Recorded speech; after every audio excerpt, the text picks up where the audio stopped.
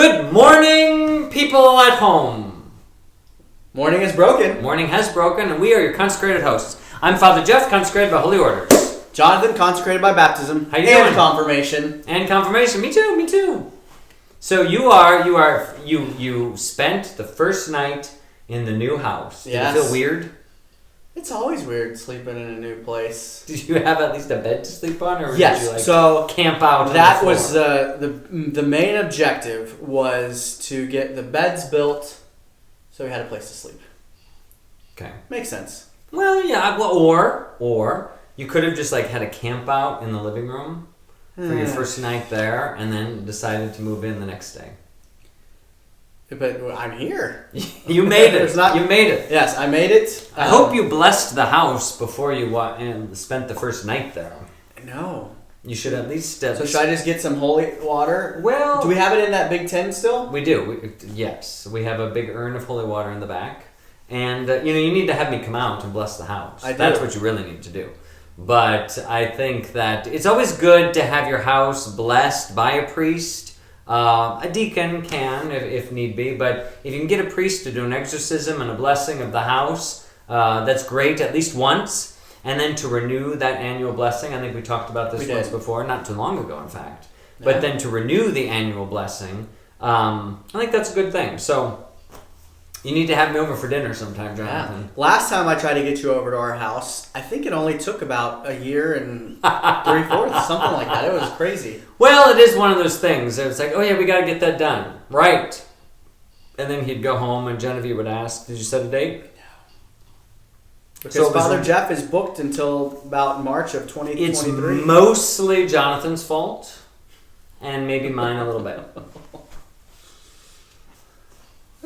Well, good. So it's the weekend. It's going to be, yes? Well, it's, Friday. Fridays, I guess it's...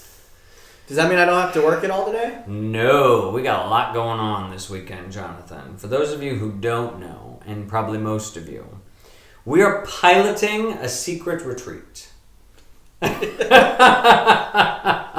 It's not really a secret. But one of the things that we're trying to do at the parish is create an experience that our parishioners can have a retreat experience. Sometimes, people don't feel comfortable going away somewhere, or they don't really know how to plug into a CEC weekend or a Cloisters at the Platte weekend or something like that. We want to create our own retreat here at the parish. Yeah. We've been trying to for the last year. Oh my goodness. We had weather. We had pandemics. It was canceled in January because of weather. Yes. Canceled in April because of COVID. And so, knock on wood, I think it's going to happen this weekend. I hope. And it better. So this is kind of the pilot retreats for just some of the people that we hope get involved and help lead the retreats as we open it up for the parish. That's right. We do want to open this up to the parish so everyone in the parish can have the opportunity to come to this retreat at least once. And so we kind of got a skeleton crew together who might... people that we would like to lead the retreat for the next group of people who will come through. If we can offer the retreat 3 times a year, I think that's kind of our goal. And we really want to highlight an encounter with Christ. Yes. So bring people to that encounter with Christ. That's an important thing. We're hoping to bring people where they can be vulnerable, share life experiences with each other, their small group, and hear how God's calling them. Yeah, we need that. So we're actually going to do that. It's tonight and tomorrow. So we do have we got a lot to do. Got a lot of work to do. So I'm glad you decided to move right now at this time. Oh my gosh. So please pray for the people on retreat. Yes. As well as the speakers on the retreat. And pray for Genevieve as she's at home with an unpacked house that needs to be put away. Well, you are off doing this kind of stuff. Yeah. Well, I'm glad we didn't have to cancel the retreat for Jonathan's move. I proposed it. He did, and I said no. I have no pool around here. Let's get back to the Screwtape letters. C.S. Lewis, the Screwtape letters. Look at that fancy book. I know. So I do this Mine is to get screenshots, but I don't always use the screenshots. Jonathan, Chapter 15. Yes. I like this chapter. There are several chapters that's like, ooh, I like that chapter. And then there are other ones, like yesterday's. I mean, yesterday's was good, but I think that was part of the reason why I was in such a mood yesterday, because it was like, okay, this is just one of those chapters that's got like a point, and then it's this letter around that one point. This is what humility is. This is what humility isn't. I know. And then how do we fill all this time? Well, today it shouldn't be much of a problem. Knock on wood. So, chapter 15. This chapter, I think, really plays upon worry, anxiety, regret, all of these feelings that so many people have and don't know what to do with sometimes, but they're common experiences. And I think from this chapter, we really do kind of learn how to focus on what needs to be focused on and how to let go of the things that we need to let go of. Yeah, it dives in a little bit deeper, because we've mentioned some of these things before, but this is really diving deeper into that. Yes. So I wanted this second paragraph, the first couple sentences there really lay the groundwork for this chapter. The humans live in time, but our enemy, God, destines them to eternity. He therefore, I believe, wants them to attend chiefly to two things: to eternity itself and to the point of time they call the present. For the present is the point at which time touches eternity.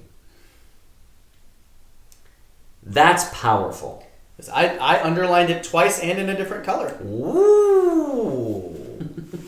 Why? Why, Jonathan? What struck you in that? For the present is the point at which time touches eternity.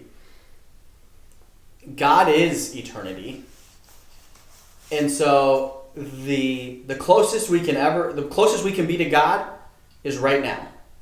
Yep. At any given point, I can't do anything about yesterday.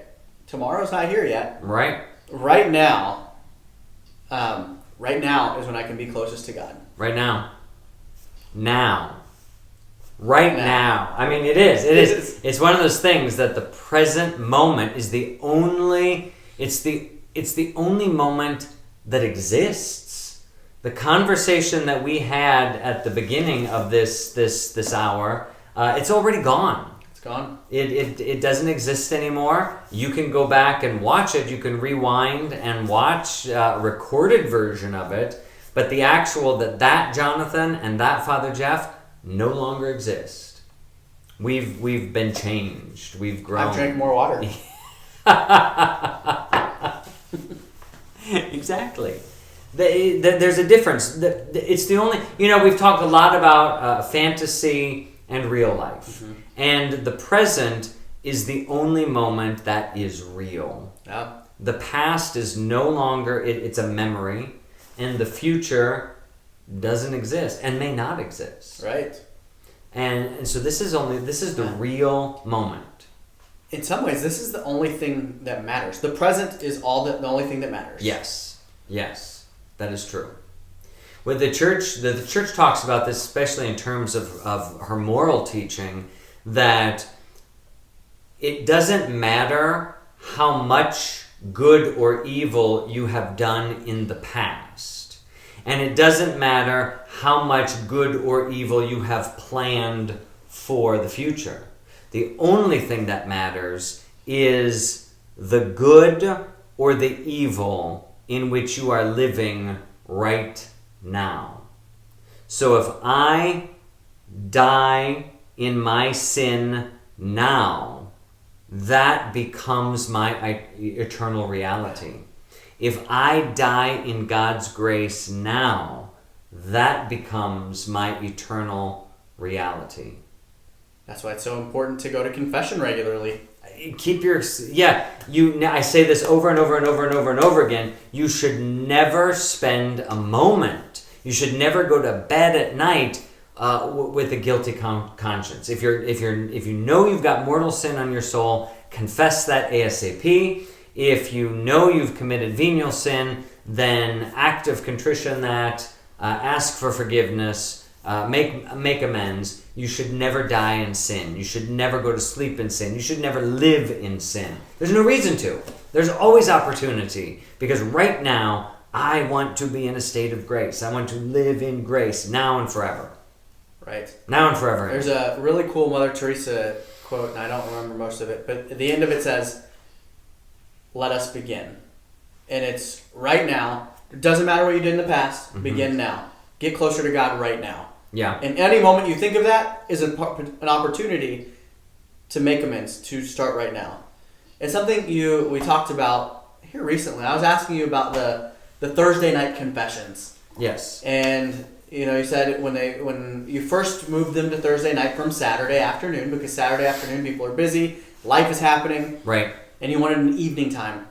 That there's tons of people that were coming, and then now it's kind of died off a little bit. And I'm sure that might be the case for all confessions. You're not at liberty to say. You can tell me if there's a lot of people coming or a few people. Yeah, I'm trying to figure this out.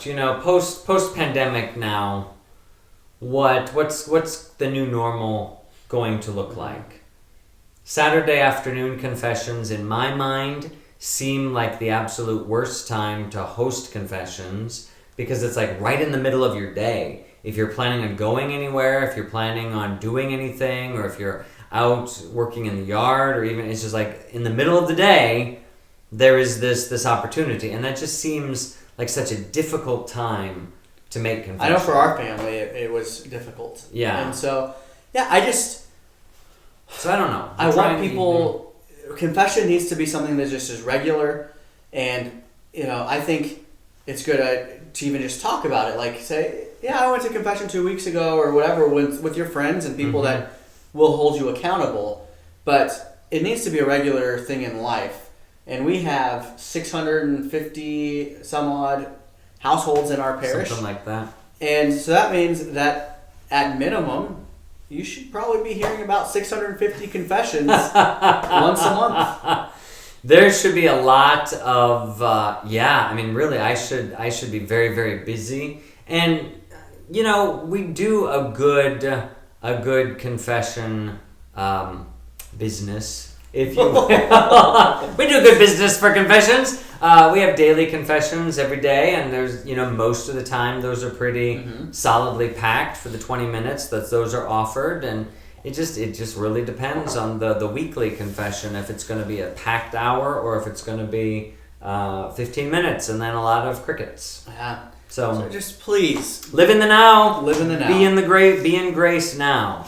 So that present moment. I mean, I think that we sometimes think that eternity is more in the future. Yes. But eternity is in the now. It's right now. It's because God is. I am. He reveals himself in the present. And that should just like today, right now, is where God is. So him giving himself to us in the present is his gift. Are you trying to be funny, Jonathan? Yes. The present, his gift, get it? But for real, it really is. And so it's not something to make light of. Yeah. It truly is. The greatest gift is him allowing himself to be made present to us in the present. I'm confusing all these words, but you understand. Right. Yeah, it's real. Everything else is not. So what the evil one wants to do is draw us out of the eternal, which means to draw us out of the present. Right. And so what we want to tempt our human to do is to live in the past. And he uses the example like a widow or a scholar, someone who studies history will just want to live in the past and think about how great everything was back then, or how easy now you can figure things out, or whatever. Or the widow who, in order to get out of grief, remembers fondly and wishes back to the day when her husband was still alive and what life was like, and And so just live in the past. And it's very tempting because we actually do have some knowledge of the past. Because we experienced it. Right. It's now embedded in our memory. So they have a little bit of knowledge, and it kind of sort of resembles the present because it used to be present. Right. And it's okay to think about the past, and it's okay to have those memories, and if it brings up, certain emotions or whatnot. But living in the past is where that danger comes. Yeah. Is that I was more whole back then, or things were so much better back then. I wish I could be there, but you can't. And it's there's some escapism. There's escape that for sure. That I can escape back to a happier time, or to a better time, or a healthier time, or whatever. And so that there is a temptation to be drawn into to dwell on the things of the past. I mean, sometimes when we don't forgive ourselves, we live in our past mistakes. So it can cut both ways. The other half is to kick people into the future. Yes. It is far better to make them live in the future. Isn't that funny? When you think about that the evil one wants us to live in the future because the future is the least real of the three times. The present is the most real because here it is right now. The past resembles reality because it once was real. And there's certainty to that because that is your lived experience. But the future doesn't exist and it's completely unknowable. So the evil one here says the future will inflame both hope and fear. It is unknown to the person. So making someone think about it, we make them think of unrealities. In a word, the future of all things is the least like eternity. And you know this when you start going down that road of consequentialism. Consequentialism is when you judge your actions based on the consequences that they will have. Right. And so you try to weigh all the pros and cons. You try to think about, okay, so if I say this, then Jonathan's going to react that way, and he's going to have this sort of feeling, and then I'm going to have to do this, and then that's going to affect that, and you try to work it all out, and I could be totally wrong on point one. Maybe Jonathan isn't going to react the way I thought he was going to react. Right. And then everything I was afraid of, and I spent so much time pouring into, was a big waste of time. For naught. Yeah. That's one of the things that has frustrated me so much about this time of pandemic because we never really knew what's going to happen in 2 weeks. Are we going to have new health directives? Are we going to have new guidelines? How long are these guidelines going to last? So you could only plan so far ahead. And you try to make all these contingencies. And having spoken with teachers and principals and whatnot before the school year started, they were like, well, here's plan A, but then here's plan B, and we might have to go to plan C, and potentially there'll be plan D here. I mean, it's exhausting. It really is. Because you spend so much time on things that may or may not ever be real. And we had no control over. And you had no control over. Some things you have a little bit of control over, but you don't control everything. And so, the future, it's not certain. It's not certain. That doesn't mean you shouldn't plan for the future. No. So he does go into talking about that.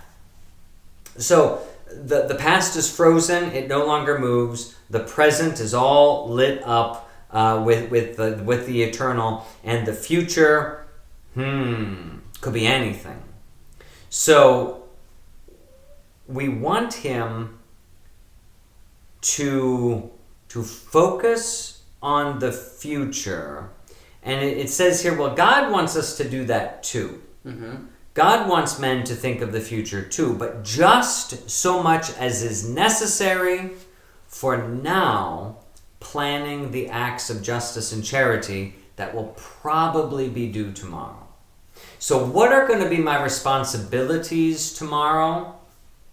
I only need to worry about them insofar as can do something about them today. Right. I have an example. Please. With the pandemic and Yes. what we did. We knew social distancing was a thing. Yes. And we knew that we could only fit 40, especially when it first started, 45 people in the worship space. Right. So we said, we have more than 45 parishioners or families. We're going to have to go to the gym.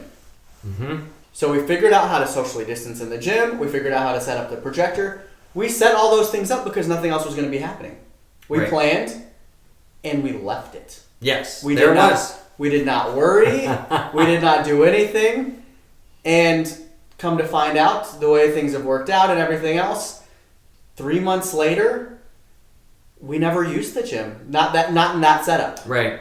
We turned chairs around so that they could face the altar. We never needed to use the screen. Right. But we had it ready to go. So we looked to the future and imagined this is a possibility that could happen.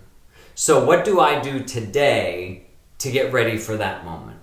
And we did it and left it. That's right. And it was ready to go so that if we needed to do it, we did that almost every step of the way at St. Charles, kind of thinking about, okay, one of these days we're going to be able to invite people back to the in-person celebration of Mass. And then we got word that at the beginning of May we would be able to do that. But we had already spent weeks planning Right. for that day so that when it came, boom, all we had to do was unlock our doors and open things up, and everything had already been prepared. We did today what was likely to happen or need to happen in the very near future. Right. That's an example of planning, of living, not living in the future, but looking to the future and being concerned about the future because I had something that I could do today. Right. And then once the future became more present, we made adjustments and made do. But we didn't spend days or any time really saying, well, should we maybe not move the projector, do this, do that? No, because it didn't matter. Yeah.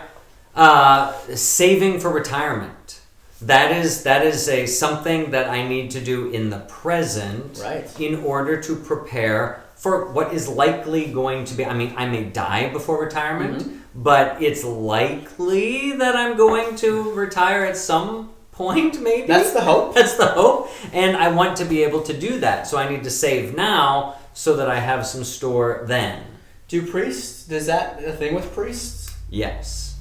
Secular priests or diocesan priests, in the Archdiocese of Omaha, we are permitted to submit a letter of resignation on our 70th birthday. So we cannot retire before that except for extenuating circumstances. So 70 is our retirement age. And you are permitted to continue active ministry, or you are permitted to retire from active ministry. And so different guys do different things. There are some fellas that, they feel healthy and strong and have their wits about them and see the need, and so they are willing to stay in active ministry like any other priest.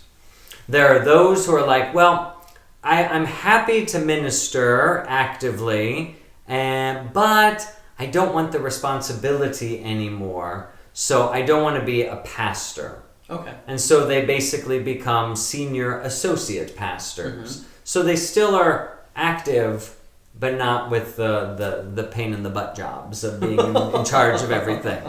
And then there are those who are like, I'm ready to not have to be working regularly like that, but I am available when you need it. If you need someone to cover masses, if you need someone to hear confessions, I am willing and able to do that. Sure.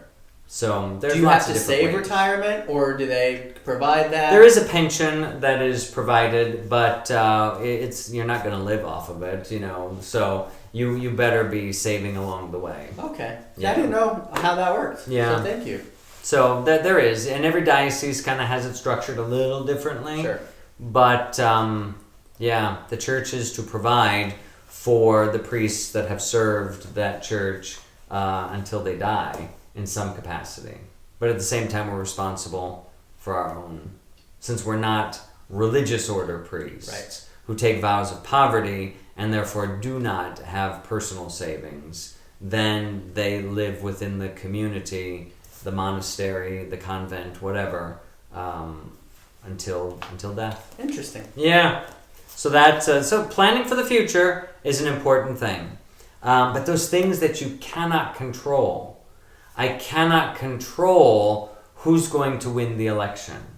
And so it's a waste of time for me to worry about what life may look like if the candidate that I vote for doesn't get elected.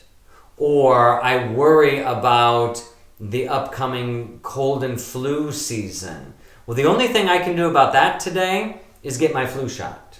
Beyond that, I really can't worry about it. No. There's just so many things that I ask myself, can I do something about it? And if I can't do something about it, then I shouldn't be thinking about it.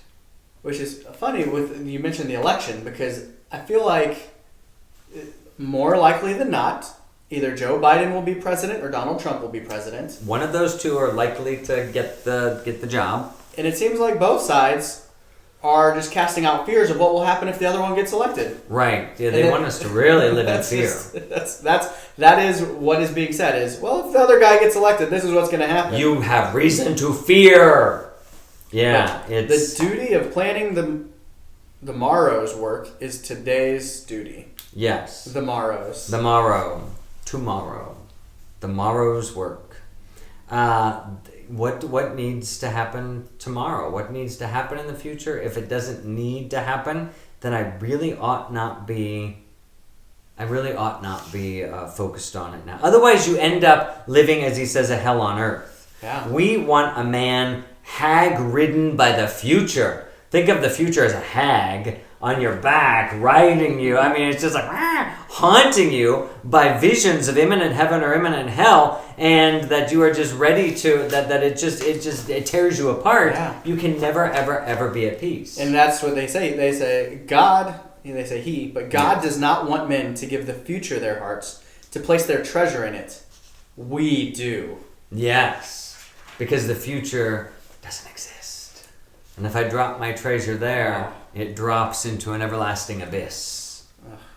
So this line, I think, is poetic. The end of that paragraph. Then, we want a whole race perpetually in pursuit of the rainbow's end, never honest, nor kind, nor happy now, but always using as mere fuel wherewith to heap the altar of the future every real gift which is offered them in the present. Mm-hmm. So if we break that down for a second, we want you chasing the rainbow's end. Chase the mirage. That's why they always said the pot of gold was at the rainbow's end. Because like a mirage, you can never get there. It's always moving in front of you because it's a visual thing. And so you chase the rainbow's end. It's always, always, always, always just out of reach. And it's this theory that says, once the pandemic's over, then I'll be happy. Once I graduate from school, then I'll be happy. Once I get the promotion, then I'll be happy. Once I move into a new house. Once I move, then I'll be happy. Once we get through this bump in our marriage, then we'll be happy. Once this what we end up doing is we won't live in happiness now. We say that I'll be happy somewhere down the future. And so the reality is we're never happy now. Yeah. And what we end up doing is we end up heaping upon the altar of the future every gift that is given to you now. So God gives you a gift for happiness now, and you're like, nope, I can't be happy now. I want that. Yeah, I want this, I want that up there. I don't want happiness now. I don't want peace now. I want that happiness. I want that peace. One that's always out of reach. It makes sense when you read this, when you think about it, that we spend so much time worrying about things that are beyond our control, and we're just invited to live in the present. Yeah. Well, it even says, it's better for your patient to be filled with anxiety or hope. It doesn't matter which. About this war than for him to be living in the present. Mm-hmm. How's this all going to end? Yeah. How's this all going to end? You may not be around to see the end. Some people are so worried about, if things don't change in the world or in your company that you're working for or in the church or in your family or whatever. But the reality is, those things may not change in your lifetime. If I waited to see, if I couldn't live in happiness until there was world peace, well then I'm not going to be happy. Because when is that going to happen? Peace could break out any moment. But if that's what I'm banking my happiness on, then I am doomed to live my entire life in hell. Anything of this world, really. Even though world peace is probably not attainable. Even the stuff of the church. Even it's like, I just, until the church is X, Y, or Z, I can't be at peace. I can't be happy. Well, you know what? The church is never going to be there until the Lord Jesus Christ returns again. So apparently you're not going to be happy until the second coming, which likely isn't going to happen in your lifetime. Could, but who knows? And when that actually happens, you might not be happy because of where you're at. Yeah, I've just sent myself. I haven't lived in happiness now. And this, I think, Jonathan, you just struck it. That's the reality. Because the present moment touches eternity, if I want to be happy in heaven, then I need to be happy now. Mm-hmm. If I am already living in heaven, then I will eternally live in heaven.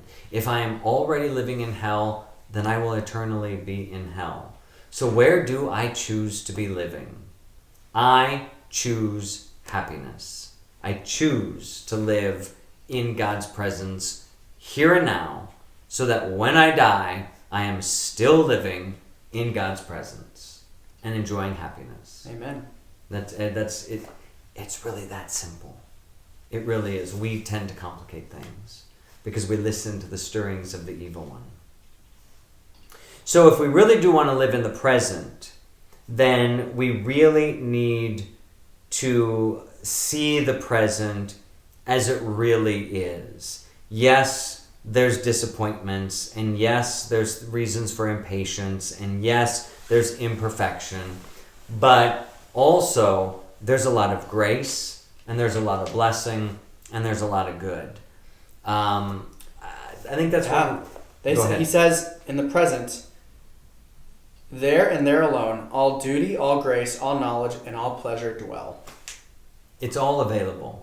In the present. In the present. And I think that's one of the greatest counsels that I give people, a lot of times in confession, that we can get so focused on the gloominess, on everything bad that's happening, on the negative stuff, on the sin, on the failures, whatever. And if we direct our attention to those things, we stare at the shadows and the darkness. Mm-hmm. And if we're staring at the darkness, we're not seeing the light. So our goal is to stare at the light, to stare at God, and be open to Him. Yeah, then we see the present as it really is. The more we stare at the light, the brighter and the larger that light becomes. And we see all things because of it. Yes. That it illumines everything else. The last line here is, I have a little question mark I put by it because he taught the evil one here. He says, no natural phenomenon is really in our favor. The evil one says this. There's nothing that God has created that leans towards the devil. Mm-hmm. Nothing is in our favor. And anyway, why should the creature be happy? And I just put in a question mark there. Jealousy? Is the evil one jealous that we can be happy? Because he cannot. That he cannot be happy. And so there is a jealousy because we actually can be happy. We can be satisfied. And we can be satisfied now. But he is never satisfied because he is that sucking vacuum that never is satisfied. So my chapter, I called this the eternal now. The eternal now. This moment is eternity right now. It's a moment that lasts forever. What about you? What did you come up with halfway through our discussion, or towards the end of our discussion? Because I saw you writing it down. Yeah. What did you come up with? I stole a line from a movie. We'll see if you know the movie. Okay, go. Life moves pretty fast. If you don't stop and look around once in a while, you might miss it. That's not Forrest Gump, is it? That sounds very Gumpian. No, it's not Forrest Gump. What is it? Ferris Bueller. Oh my gosh, it's been so long since I've seen that film. 1980s, great movies. Good stuff. Yeah.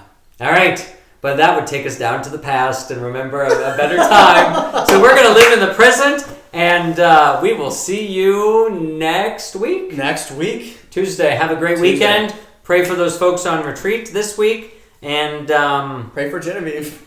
Blessings to all. Bye-bye.